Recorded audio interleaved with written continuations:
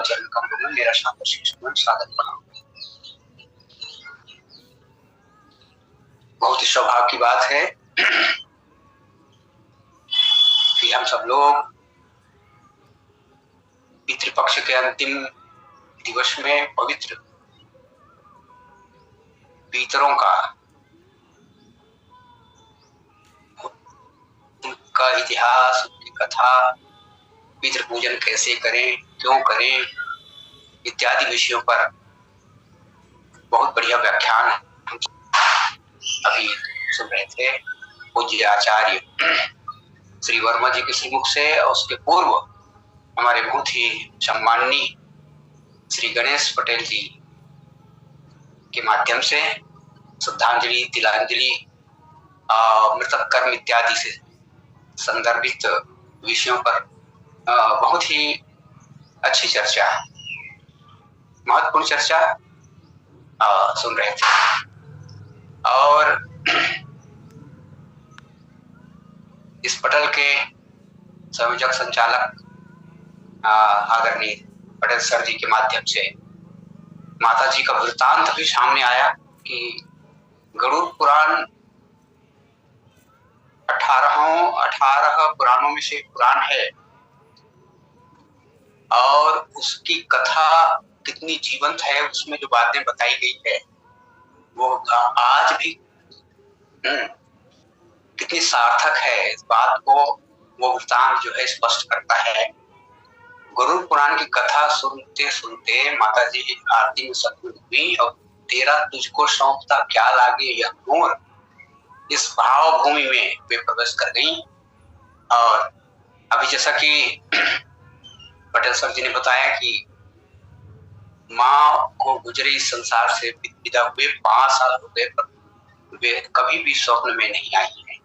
इसका तात्पर्य है कि निश्चित रूप से उनको मोक्ष की प्राप्ति हुई है, वे मुक्त हुई हैं। समस्त विद्वानों के प्रति आदर भाव व्यक्त करते हुए, सबको पुनः पुनः नमन करते हुए, प्रणाम करते हुए, एक प्रसंग जो अरण्य कांड से है, अरण्य कांड की कथा कुछ दिनों से चल रही है और भगवान माता सबरी के आश्रम में पहुंचते हैं। सबरी माता का जो आश्रम है बहुत ही महत्वपूर्ण है, महत्वपूर्ण आश्रम है इसलिए कि वहीं से भक्ति की खोज का जो सूत्र है वहीं से प्राप्त होता है। भगवान राम ने माता सबरी से पूछा कि जनक सुता कई सुधि भावनी जाना कहो करीबर गामनी। बहुत ही आश्चर्य की बात है कि माता सबरी और भगवती सीता की कहीं भेंट नहीं हुई है।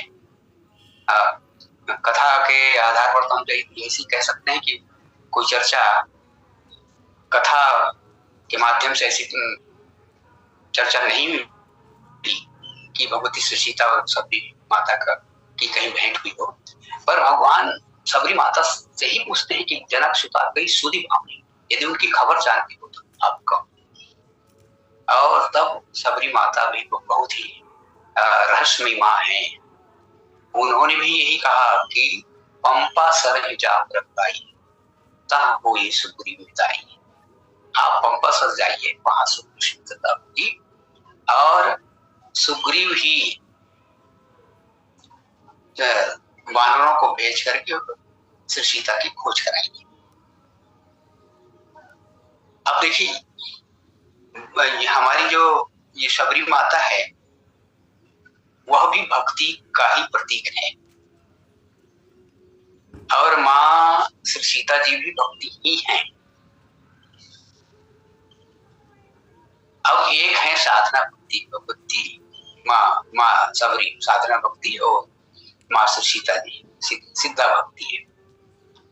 और सचमुच में साधना के माध्यम से ही कोई भी साधक जो है वो साध्य को पाता है, तभी सिद्ध होता है।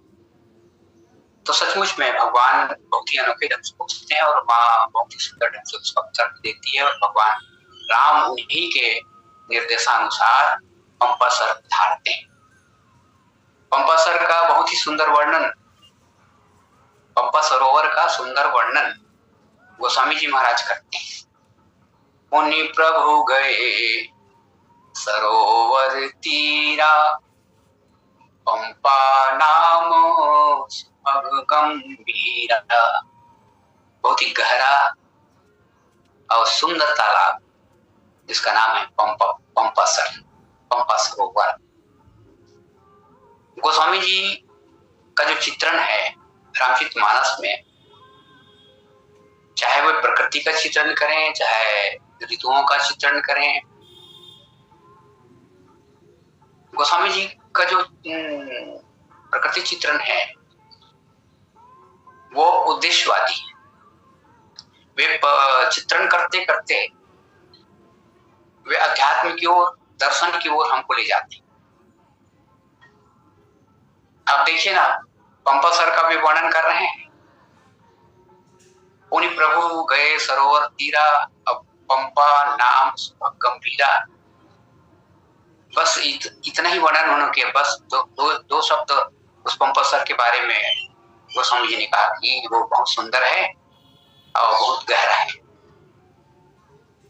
और फिर उन्होंने बताया अब उनका दार्शनिक पक्ष आरंभ हो गया। बस वर्णन तो उन्होंने किया तालाब का, अब उनका दार्शनिक पक्ष आरंभ होता है। संत गए जस लीन। अब देखिए उसमें जल भरा हुआ है और स्वच्छ जल भरा हुआ है। इतना ही नहीं कहते गोस्वामी महाराज, कहते हैं कि संत हृदय, वो जो वहां उसमें जो जल भरा हुआ है, वो जो तालाब है, वो संत हृदय का प्रतीक है। उसमें संत हृदय का निर्मल धवल उज्ज्वल स्वच्छ जल है। ये गोस्वामी जी की कला है जो मैंने सामान्य वर्णन करते करते, सामान्य चित्रण करते करते वे हमें दर्शन की ओर या अध्यात्म की ओर ले जाते हैं, हमारा ध्यान उसको आकर्षित कर देते हैं। बस ऐसे ही ये दोहा भी है। इस दोहे में पुरीन सघन ओट जल, बेगिन पाई मर्म, माया छन्नन देखिए जैसे निर्गुण ब्रह्म। उस सरोवर में, पंपा सरोवर में पुरीन के पत्ते पूरे छा गए हैं। पुरीन सघन, पुरीन के पत्तों या कमल के पत्तों की सघनता के कारण गोस्वामी जी महाराज कहते हैं पुरीन सघन ओट, एक पर्दा सा, एक आड़ सा आ गया। और बेगी न पाई मर, जल है भी कि नहीं, जल दिखाई नहीं दे रहा है। जल्दीबाजी में कोई देख ले तो यही कहेगा कि भाई इसमें तो जल है ही नहीं, क्योंकि जल दिखाई नहीं दे रहा है। अब इतनी सी बात है। अब इसी बात को गोस्वामी जी महाराज दार्शनिक स्वरूप देते हैं। माया छन्नन देखिए जैसे निर्गुण ब्रह्म। जैसे माया के ढके हुए होने के कारण निर्गुण ब्रह्म दिखाई नहीं देता। तालाब में, सरोवर में जल है, पर पुरीन के पत्तों की सघनता के कारण जल दिखाई नहीं दे रहा है। ऐसे ही संसार में, संसार सरोवर में ब्रह्म जल, निर्गुण निराकार जो ब्रह्म है वो विद्वान है, पर माया की सघनता, माया उसको ढक लेती है। माया के आड़ के कारण या माया का पर्दा हो जाने के कारण वो जो संपूर्ण विश्व में व्याप्त जो ब्रह्म है वो दिखाई नहीं देता। हमारे शास्त्र बताते हैं कि भगवान जो है सब व्याप्त है, और निर्गुण ब्रह्म की सबसे बड़ी विशेषता ही है उसका सर्वव्यापी होना। हरि व्यापक सर्वत्र समाना, प्रेम ते प्रकट होई मैं जान। स्वामी जी महाराज की बहुत ही प्रसिद्ध पंक्ति है ये। हरि व्यापक सर्वत्र संपूर्ण विश्व में ईश्वर है। व्यापक विश्व रूप भगवान तेहि धरि देह चरित कित नाना। वही संपूर्ण विश्व में व्याप्त रहने वाले प्रभु हैं। वे ही विभिन्न प्रकार के चरित्र करने के लिए इस धराधाम पर नर रूप में देह धारण करते हैं। ऐसा गोस्वामी जी की मान्यता है। राम ब्रह्म बार बार हम सब लोगों को याद दिलाते हैं, गोस्वामी जी महाराज बीच में याद दिलाते हैं कि नर लीला कर रहे हैं, ये कोई सामान्य मनुष्य नहीं है। राम ब्रह्म व्यापक जग जाना परमानंद परेश पुराणा। व्यापक ब्रह्म निरंजन निर्गुण विगत विनोद सो अज प्रेम भगति बस कौशल्या के को। गोस्वामी महाराज हम बताते हैं कि जो ब्रह्म शिशु, जो शिशु कौशल्या माँ की गोद में खेल रहे हैं, वे सामान्य शिशु नहीं हैं, वो वही हैं व्यापक ब्रह्म निरंजन निर्गुण विगत विनोद है। ये हमारा ध्यान इस पर है। अब गोस्वामी जी महाराज इस दोहे के माध्यम से हमें माया और ब्रह्म, प्रथम पंक्ति में दोहे की प्रथम पंक्ति में पूरी सघन ओट जग बेगी न पाई मर्म कहकर के गोस्वामी जी महाराज ये बताना चाहते हैं कि उस सरोवर में पुरीन के पत्तों की सघनता के कारण जल ही दिखाई दे रहे हैं। और दूसरी पंक्ति में ये बताते हैं कि जो पुरीन का पत्ता है वो माया है, और जो जल दिखाई नहीं दे रहा है वो निर्गुण ब्रह्म है। माया के आच्छादित होने पर कण कण में व्याप्त जो ब्रह्म है वो दिखाई नहीं देता। तात्पर्य यह है, गोस्वामी जी महाराज ये बताना चाहते हैं जितना वो ब्रह्म व्यापक है संपूर्ण विश्व में, उतनी ही उसकी माया भी व्याप्त है पूरे विश्व में। जैसे पंबा सरोवर में सर्वत्र पुरीन के सघन पत्ते व्याप्त है, वैसे ही हम ये कह सकते हैं कि पुरीन के पत्ते जब पूरे आच्छादित हैं तो जल भी तो उतना ही भरा होगा, निश्चित रूप से भरा होगा। तो ब्रह्म की तरह माया भी, इससे ये स्पष्ट होता है कि ब्रह्म की तरह माया भी सर्वव्यापी है। और इसीलिए गोस्वामी जी महाराज कहीं कहीं पर हमको इसका सांकेतिक उत्तर भी देते हैं। व्याप रहो संसार मह माया कटक प्रचंड सेनापति कामादि भट दंभ कपट पाखंड। पूरी तरह स्पष्ट कर देते हैं गोस्वामी जी, वो जग जाहि न व्यापी माया। ये जो माया है संसार के प्रत्येक कण कण में विराजित है। अब निर्गुण ब्रह्म के बारे में हम थोड़ा चिंतन करें। गोस्वामी जी महाराज तो यही कहते हैं कि निर्गुण ब्रह्म और सगुण ब्रह्म में कोई अंतर नहीं है। ऐसा कहने के बाद फिर वे कह देते कि अंतर कहां पर है भाई, जैसा कि बालकांड में गोस्वामी महाराज कहते हैं, सगुण ही अगुण ही नहीं कछु भेदा गावहि मुनि पुराण बुध वेदा। अगुण अरूप अलख अज जोई भगत प्रेम बस सगुण सोई। जो गुण रहित सगुण सोई कैसे जल ही मऊ पल बिलग नहीं जैसे। तो स्वामी जी महाराज कहते हैं सगुण भी अगुण ही नहीं वेदा। सगुण ब्रह्म और निर्गुण ब्रह्म में कोई अंतर नहीं। हाँ, विद्वान लोग और वेद और पुराण कुछ अंतर बताते हैं। तो क्या अंतर है महाराज? जो गुण रहित सगुण सोई कैसे, जल ही महु पल बिलग नहीं जैसे। जल, जल निर्गुण ब्रह्म का प्रतीक है और जल का ही एक ठोस रूप बर्फ है।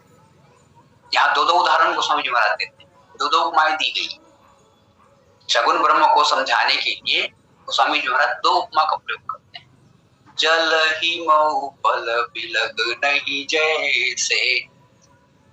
हिम और उपल देखने में तो दोनों एक ही है, क्योंकि जल से ही बर्फ का निर्माण होता है और जल से ही उपल अर्थात ओला भी बनता है। अब दोनों में अंतर क्या है? एक ही उपमा से गोस्वामी जी काम नहीं चला सकते थे? बर्फ के माध्यम से या बर्फ का उदाहरण देकर के, बर्फ की उपमा देकर के सगुण ब्रह्म को नहीं समझा सकते। उन्होंने उपल अर्थात ओले की बात की। जो गुण रहित सगुण सोई कैसे, जल ही महु पल बिलग नहीं जैसे। जल, हिम और उपल जैसे अलग अलग नहीं है, वैसे निर्गुण और सगुण ब्रह्म अलग अलग नहीं है, ऐसा तो समझ कहते हैं। तो दो दो उपमाएं क्यों दी गई?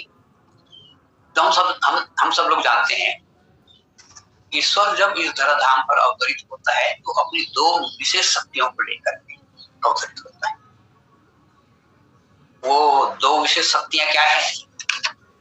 दो विशेष शक्ति, एक तो अनुग्रह शक्ति और दूसरी शक्ति का नाम है संहार शक्ति। अनुग्रह और संहार, इन दोनों शक्तियों को लेकर वो जो निर्गुण ब्रह्म है वो सब शरीरधारी बनता है। और इसी बात को गीता में कहा गया, अभ्युत्थानम् अधर्मस्य तदात्मानं सृजाम्यहम् परित्राणाय साधूनां ये विनाशाय च दुष्कृताम्। ये संहार शक्ति, अनुग्रह शक्ति और संहार शक्ति, तो सदपुरुषों की रक्षा के लिए या देवी संपदा की रक्षा के लिए और आसुरी शक्तियों के विनाश के लिए, देवी शक्ति या सद्गुणों की रक्षा के लिए, सज्जनों की रक्षा के लिए उनकी अनुकंपा शक्ति, अनुग्रह शक्ति कार्यरत रहती है और आसुरी जो शक्ति है उसका भी विनाश करते हैं। परित्राणाय साधूनां विनाशाय च दुष्कृताम् धर्म संस्थापनार्थाय संभवामि। और इसी बात को गोस्वामी जी महाराज कहते हैं असुर मार।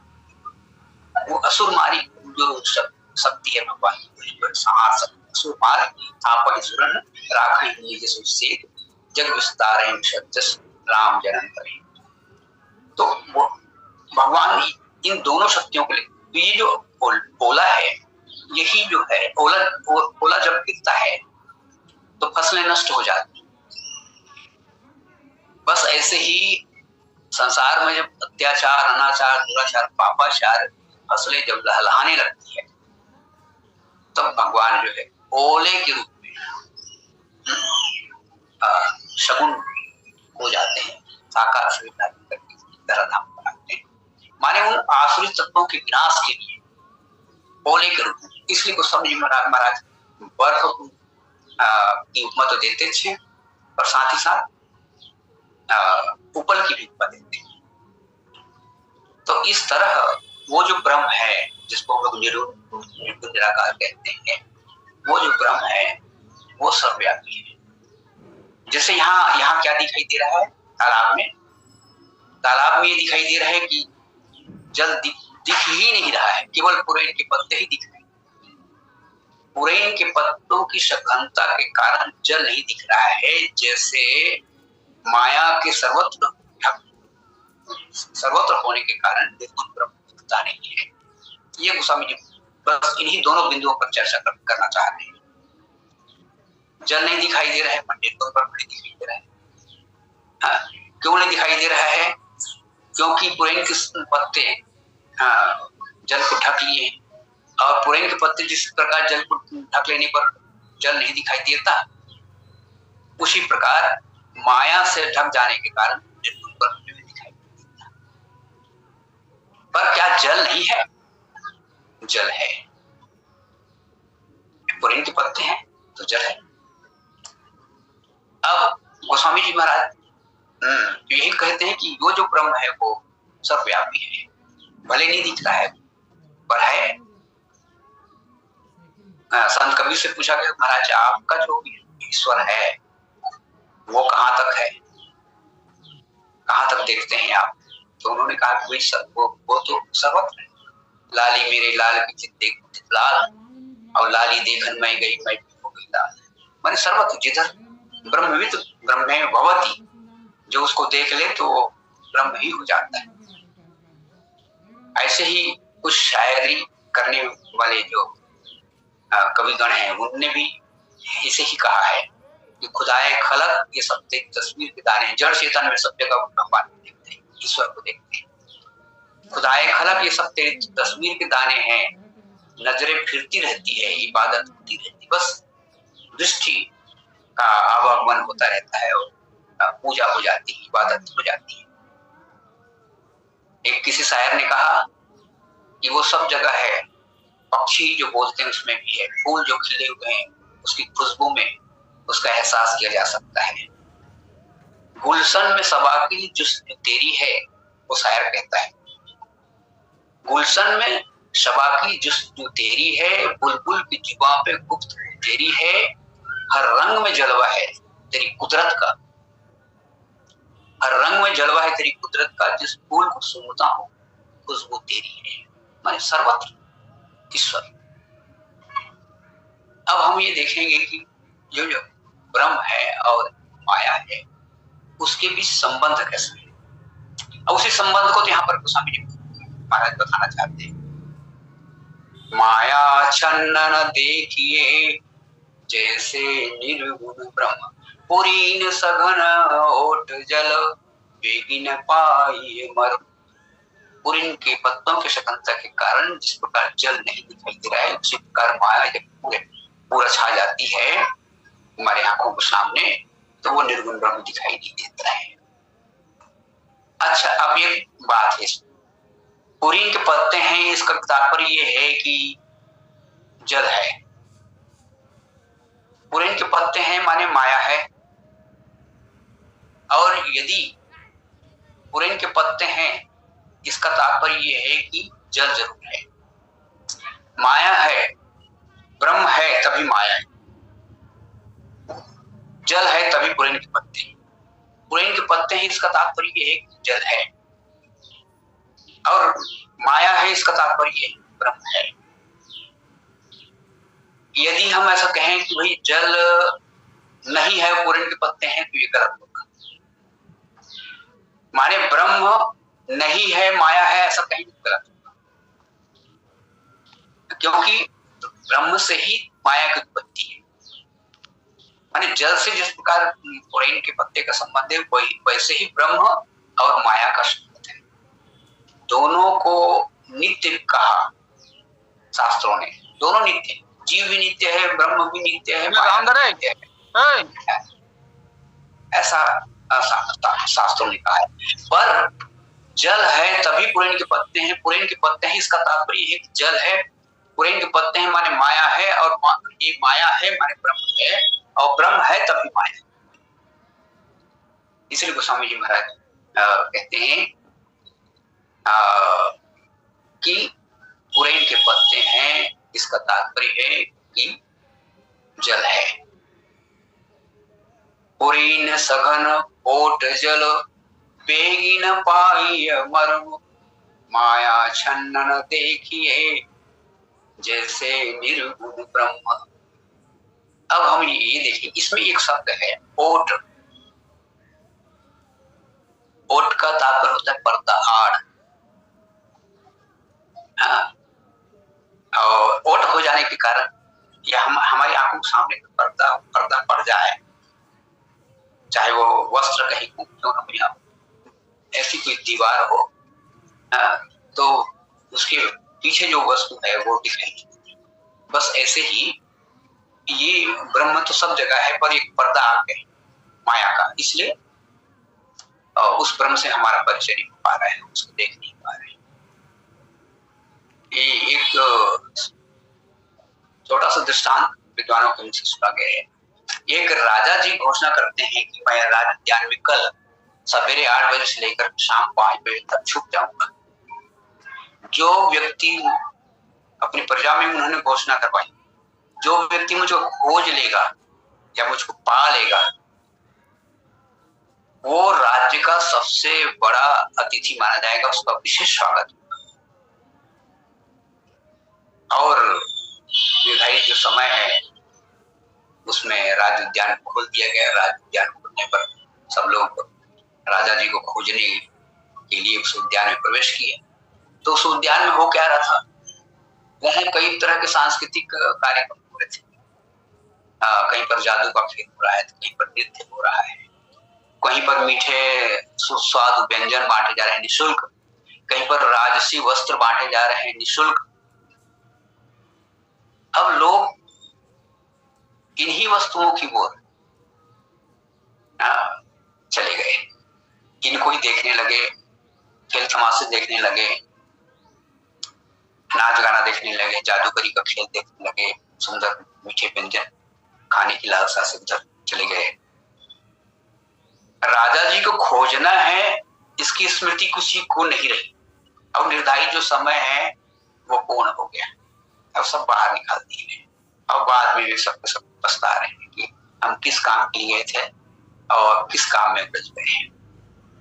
हम फूल चुनने आए थे बागे हयात में, दामन को खार जाल में उलझा कर।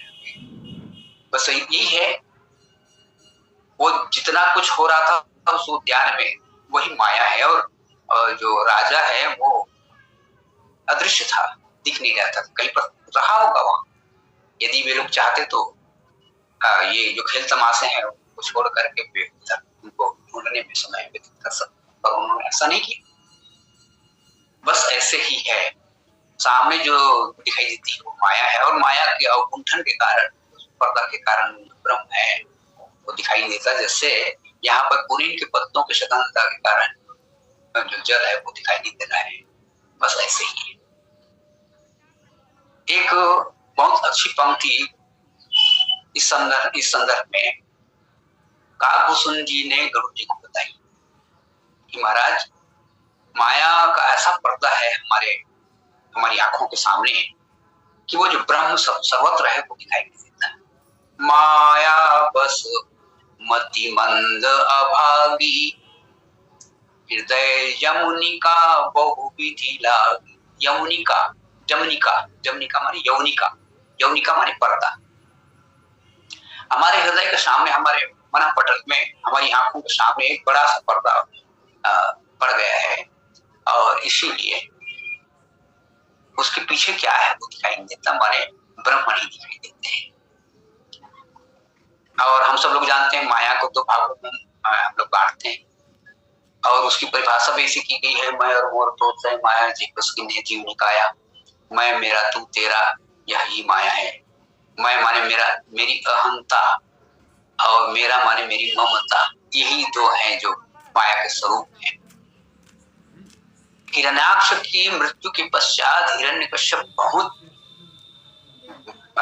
भगवान श्री हरि से बहुत ज्यादा विरोध करने लगा, और एक दिन तो वो ठान ही लिया कि आज मुझको श्री हरि को सबक सिखाना ही है। अब गदा लेकर वो बैकुंठ गया। देवर्षि नारद ने सारी बातें भगवान श्री विष्णु जी को पहले ही बता दी थी, और जैसे हिरण्य कश्यप वहां पहुंचा गदा लेकर के, भगवान अंतर ध्यान हो गए। ये इतना नाराज हुआ, इतना बैकुंठ के कोने कोने को गदा से मार मार अस्त व्यस्त ध्वस्त कर दिया। लथपथ पसीने में श्रम हो जाने के कारण पसीना पसीना हो गया, वहां से निकल चला गया। देवर्षि नारद आए और भगवान उनको प्रत्यक्ष दिखे, उनसे भेंट हुई। तो भगवान से उन्होंने पूछा, देवर्षिनाथ ने पूछा, महाराज हिरण्यकश्यप आया था? तो भगवान ने कहा कि हाँ हाँ आया था। तब आप कैसे, उनकी मार से आप कैसे बच गए, आप कहाँ थे? तो भगवान ने कहा कि भाई मैं उनके हृदय में था, मैं उनके हृदय में बैठा हुआ था। हाँ, यदि वो झांक देता तब क्या होता महाराज? यही तो बात है। ये जो जितने भी होते हैं अभिमानी, ये झांकते कहाँ है? अपने अंतःकरण को कहाँ झांकते हैं? अपनी खुद ही है पर्दा। किसी शायर ने कहा कि अपनी खुद ही है पर्दा, हमारा अहंकार ही पर्दा है। अपनी खुद ही है पर्दा दीदार के लिए, वरना कोई नकाब नहीं है उस यार के लिए। उस प्रीतम को देखने के लिए कोई और दूसरा पर्दा नहीं है। तो इस तरह माया छन्न देखिए जैसे निर्गुण। ये जो पुरैन के पत्ते हैं माया के विभिन्न परिवार के समान है, पूरे सरोवर में फैले हुए हैं। यह सब माया कर परिवारा, प्रबल अमित को बरने पारा। संपूर्ण सरोवर में पुरैन के पत्ते फैले हुए हैं और जल नहीं दिखाई दे रहा है। व्यापी रहे हो, बस ऐसे ही पूरे संसार में ये जो माया है वो व्याप्त है। व्याप रहे हो संसार मह माया कटक प्रचंड, सेनापति कामाधिपट दंभ कपट पाखंड। तो इस प्रकार हम देखते हैं कि माया का एक रूप है, ये अहंता एक स्वरूप है माया का, दूसरा स्वरूप है ममता। ममता के कारण ही, ममता भी एक पर्दा जैसे ही है हमारे सामने, उसके कारण ही हम अपने रिश्ते नातों में उलझे रहते हैं। ईश्वर वो हम उन्मुख नहीं होते। और विभीषण जी को इसकी पीड़ा थी, तो भगवान ने पूछा कि भाई तुम्हारा जो ध्यान, तुम कहते हो तुम्हारा ध्यान मेरी ओर नहीं लगता, तो तुम्हारा ध्यान कहाँ कहाँ जाता है? उन्होंने बताया कि महाराज मैं यहाँ यहाँ मेरा ध्यान जाता है। 10 केंद्र उन्होंने बताया। तो भगवान ने कहा भैया उसके सूत्रों को मेरे चरणों से बांध। जननी जनक बंधु सुतदारा, तन धन भवन सुविध परिवारा, सबके ममता ताग बटोरी, मम पद मन ही बांध पर डोरी। ये पुरैन पत्ते जिनमें नाल है और नाल का संबंध सीधा जल से है। ये सब के सब सबकी उत्पत्ति जल से हुई है। और ये चूंकि माया के परिवार के लोग हैं, इसलिए इसमें छा गए हैं और उसके कारण ही वो।